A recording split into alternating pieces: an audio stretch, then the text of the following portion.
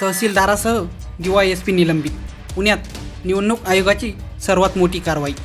केंद्रीय निवडणूक आयोगाने पुरंदरमध्ये मोठी कारवाई केली आहे। पुरंदरमध्ये EVM मशीनची चोरी झाली होती।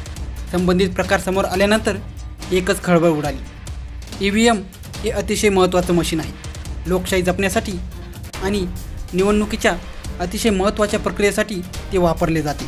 त्यामुळे EVM मशीनची निगा राखण्यास प्रशासन कुठेतरी कमी पडलं अशी चर्चा सुरू होती। अखेर संबंधित प्रकरणाची गंभीर दखल केंद्रीय निवडणूक आयोगाने घेतली। केंद्रीय निवडणूक आयोगाने या प्रकरणी अतिशय मोठी कारवाई केली।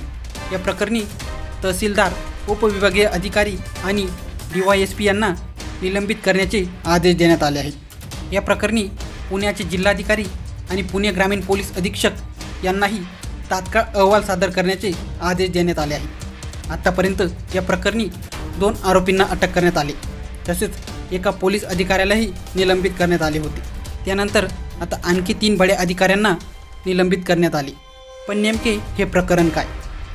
पुरंदर तालुक्यातील सासवड तहसील कार्यालयातून EVM मशीनची चोरी झाली। संबंधित घटना ही सोमवारी 5 फेब्रुवारी रोजी झाली।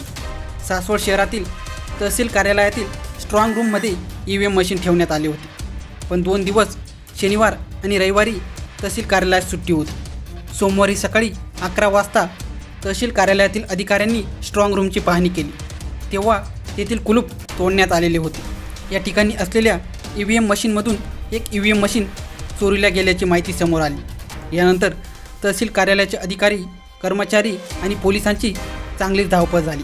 सासवड पोलीस ठाण्याचे कर्मचारी, फिंगरप्रिंट एक्सपर्टची टीम आणि LCBची टीम असे पोलिसांचे पथक या ठिकाणी दाखल झाले।